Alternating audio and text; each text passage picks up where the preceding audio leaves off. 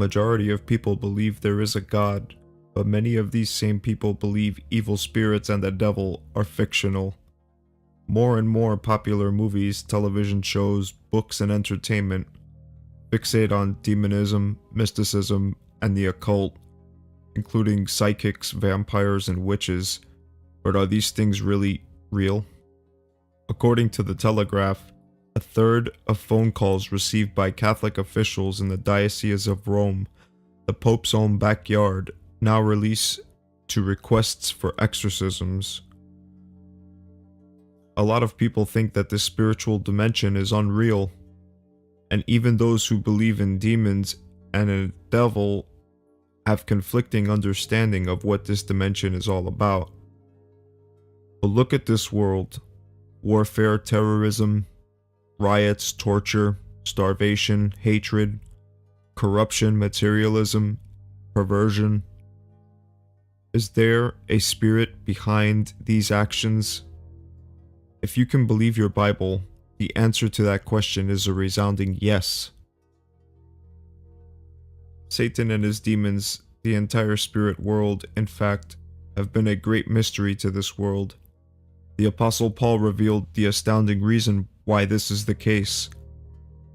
But if our gospel be hid, it is hid to them that are lost, in whom the God of this world hath blinded the minds of them which believe not, lest the light of the glorious gospel of Christ, who is the image of God, should shine unto them. 2 Corinthians chapter 4, verse 3-4. Who is the God of this world? Most people would say God, the Creator. But the God of this world has blinded the minds of the people of Christ, of the gospel of Christ. The God who rules this world is actually Satan the devil. In John chapter 12 verse 31 and John chapter 14 verse 30, this evil being is called the prince of this world. We are living in the devil's world. When Jesus Christ came to earth, he and Satan engaged in a titanic battle for its future. Had Satan enticed Jesus to sin, he would have failed, and Satan could have ruled the world forever. Christ didn't argue when Satan boasted. All this power will I give thee, referring to all the kingdoms of the world, and the glory of them, for that is delivered unto me, and to whomsoever I give it. Luke chapter 4 verse 6. That's because Christ knew that Satan did indeed have charge over the world and its riches. Note that 2 Corinthians chapter 4 verse 4 says the devil blinds people to truth and reality. In fact, he has deceived mankind into believing he doesn't exist. Most churchmen today, viewing everything from the perspective of this world today, blindly assume this is God's world. They see certain forces of evil in it, and these they feel they must oppose. They see the Christian duty to be that of working to make this a better world.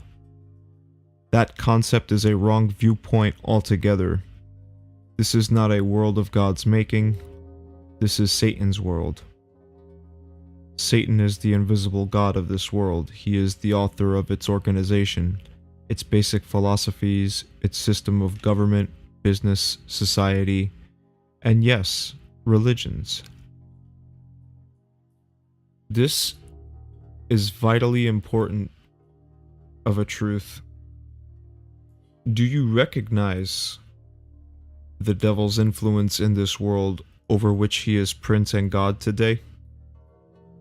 Or are you one who is blinded to it? The fact that holy angels and evil spirits are invisible does not negate their existence. In truth, the invisible spirit world is more real than the material and the visible. There is a spirit realm, an invisible dimension of life, that is more real than this physical world we experience with our five senses every day.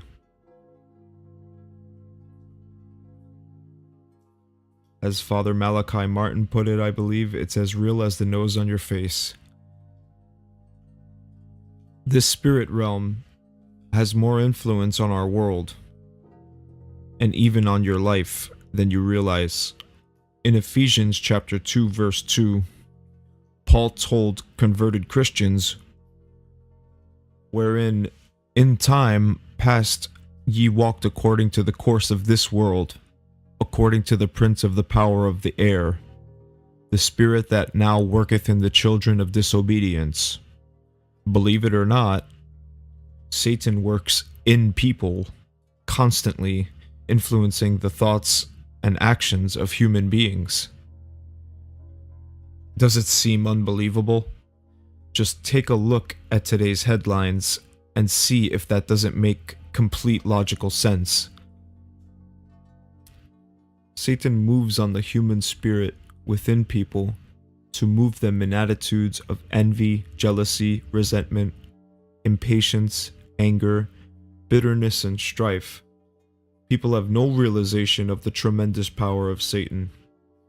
The human spirit, each human is automatically tuned to Satan's wavelength. It seems as if Satan has surcharged the air over the entire earth with his attitude of self-centeredness and vanity. This is an extremely important fact to recognize as Christians. Satan broadcasts on our wavelength and we are automatically tuned in. How did Satan and the demons come into existence is a question that I've asked.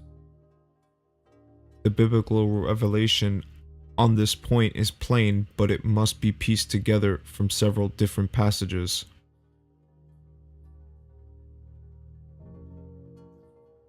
And John reveals that God and the Word existed eternally. 1 John. These two lived in total unity as the only beings in the universe since before time began. They are professional creators who devised the universe and all living things in it. Did they create a devil and demons? God did create angels to help him create, govern, and manage his creation. Angels are ministers, agents, and helpers in God's creations.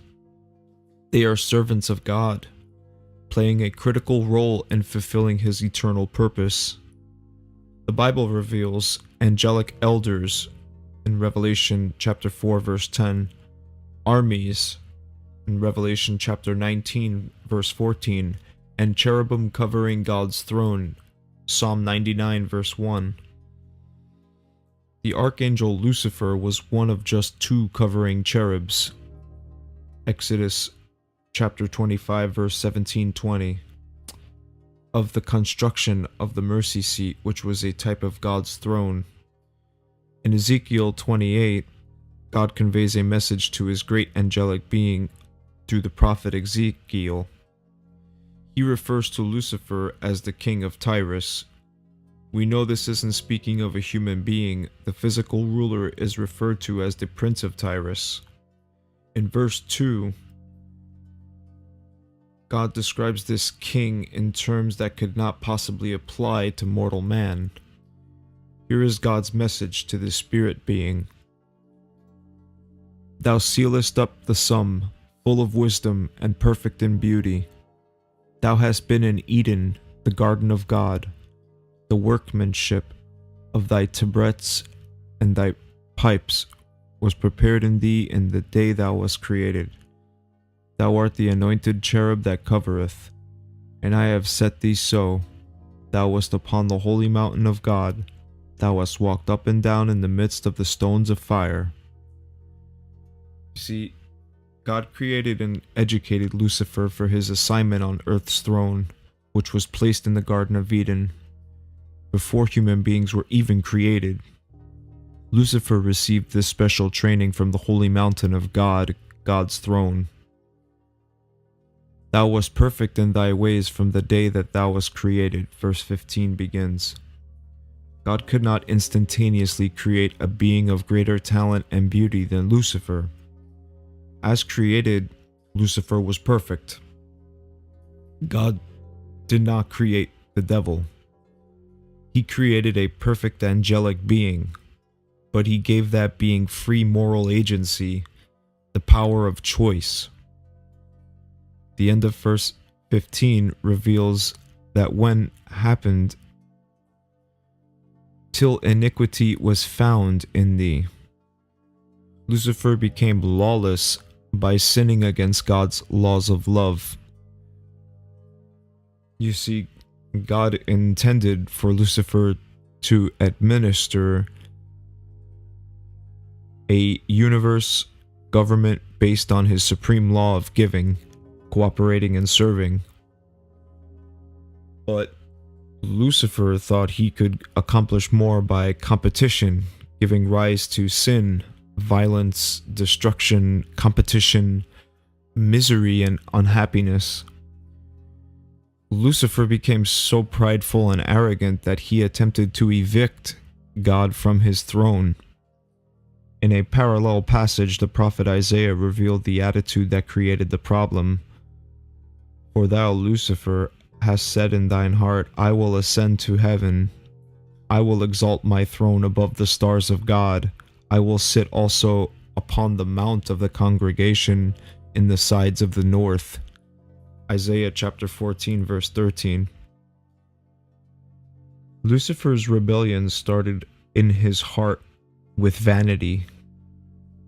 This being became so vain that he actually thought a mutiny on God's throne would succeed.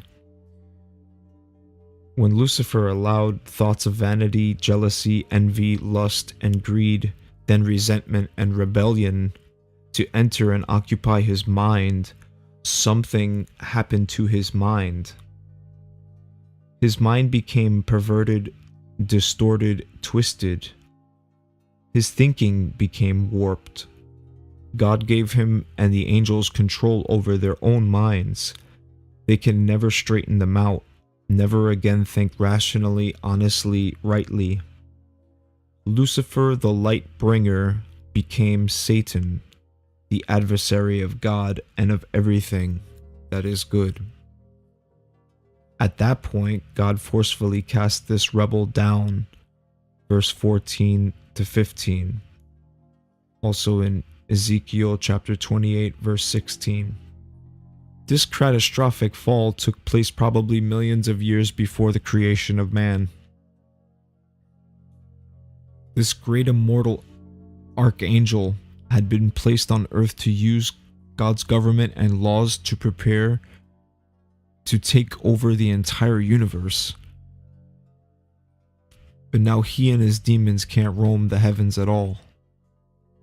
In the end time, quite recently, another major spiritual battle took place in which Satan and his demons were cast again down and confined to this earth. This is described in the important prophetic book of Revelation. There was a war in heaven. Michael and his angels fought against the dragon, and the dragon fought and his angels, and prevailed not. Neither was their place found any more in heaven. And the great dragon was cast out, that old serpent, called the devil and Satan, which deceiveth the whole world. He was cast out into the earth, and his angels were cast out with him. Revelation chapter 12 verse 7 to 9. Here again this evil spirit being, this great dragon, is described as he which deceives the whole world. What a lightning bolt statement of his awesome power. Therefore rejoice, ye heavens, and ye that dwell in them. Woe to the inhabitants of the earth and of the sea, for the devil is come down to you, having great wrath, because he knoweth that he hath but a short time. Yes, the angels of heaven rejoice over the fact that Satan and his demons are trapped on earth and cannot bother them. What about us, who inhabit the earth? To us, God says, "Woe." Satan's powerful influence over our world and its affairs has never been so strong as it is right now. Demonic activity has never been so intense. Again, look at the news. Just look at the news. Look at social media. Look at your news feed. Any of your platforms, just look at it. Look at our society. Is it possible you are looking at human beings who were created in the image of God, but who are being directly influenced by Satan, the devil? Most people do not recognize the influence of evil spirits. That does not change the fact that they are subject to and continually affected by evil spirits.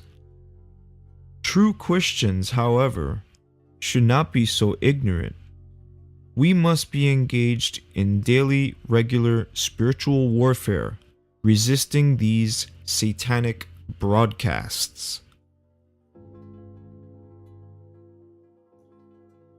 Finally, my brethren, be strong in the Lord and in the power of his might. This is what the Apostle Paul wrote. Put on the whole armor of God, that ye may be able to stand against the wiles of the devil. For we wrestle not against flesh and blood, but against principalities, against powers, against the rulers of the darkness of this world, against spiritual wickedness in high places. Ephesians chapter 6 verse 10 to 12.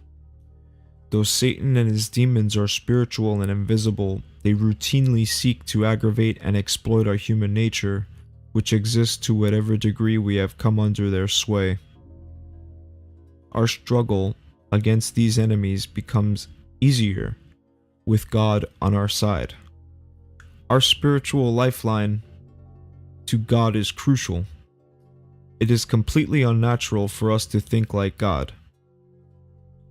It takes diligent, focused effort to tune out of Satan's broadcast and tune in to God's wavelength. I know this for a fact because I've been searching for the truth for 12 years and I found it. I made a decision over a decade ago and it's led me to believe in the God of the Bible. We must take a stand with God through prayer, Bible study, meditation, and fasting, and meditation on God's Word alone. Take courage, the awesome human potential, if we care enough about it, to resist Satan's wiles and evils and discouragements and to persevere in God's way, is infinitely superior and higher than Lucifer's, even as created before he turned to rebellion and iniquity. God protects those whom he will and empowers his spirit, begotten people to resist the devil. But what must we do in order to receive this protection and power? Submit yourselves therefore to God. Resist the devil and he will flee from you. Draw nigh to God and he will draw nigh to you. Cleanse your hands, ye sinners, and purify your hearts, ye double-minded. That's in James chapter 4 verse 7 to 8. What a wonderful promise. What marvelous hope God offers. Understand the reality of the spirit world. Utilize your spiritual lifeline. Submit to God and fight and conquer Satan.